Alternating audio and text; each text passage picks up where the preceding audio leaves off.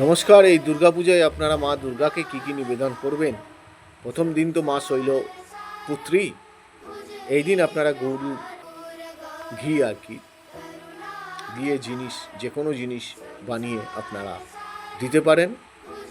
আচ্ছা, মৌসম্বি লেবু অথবা আপনি কমলা লেবু অর্পণ করতে পারেন। দ্বিতীয় দিন মা ব্রহ্মচারিণী। এই দিন চিনির অথবা মিশ্রির অথবা পঞ্চামৃত মাকে অর্পণ করতে পারেন।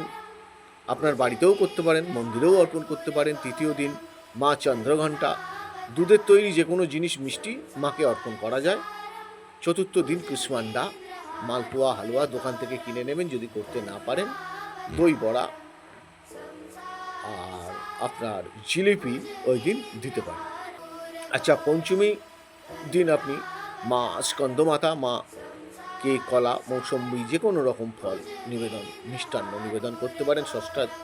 ষষ্ঠর দিন মা কাত্যায়নী মধু মিশ্রিত, তো আপনি মধুর মধ্যে চিনি দিয়ে, মধুর মধ্যে মিশ্রি দিয়ে আপনি মাকে প্রদান করতে পারেন। সপ্তম দিন মা কাল রাত্রির গুড়ের তৈরি যে কোনো জিনিস, লাড্ডু, মিষ্টি, নাড়ু এই দিন দিতে পারেন। অষ্টমীর দিন মা মহাগৌরী, নারকেল অবশ্যই একটা আস্ত দেবেন এবং নারকেলের নাড়ু অবশ্যই, সঙ্গে মিষ্টান্ন, নতুন বস্ত্র যেগুলো দেওয়ার নিয়ম, আলতা, শাঁখা, সিঁদুর, মাথার ফিতে, চিরুনি যেগুলো মেয়েদেরকে সাজানো হয় সেই সব জিনিস আপনারা অবশ্যই প্রদান করতে পারেন। নবমীর দিন মা সিদ্ধিদাত্তা।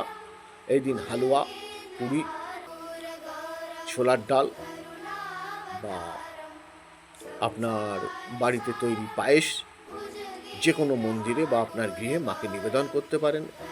এতে পরবর্তী দিনে দেখা যাবে কি আপনার অনেক অশুভ প্রভাব কাটবে এবং আপনি ভালো থাকতে পারবেন, আপনার পরিবারকে নিয়ে ভালো থাকতে পারেন এই ক্রিয়াগুলো করে থাকবেন। ভালো থাকবেন।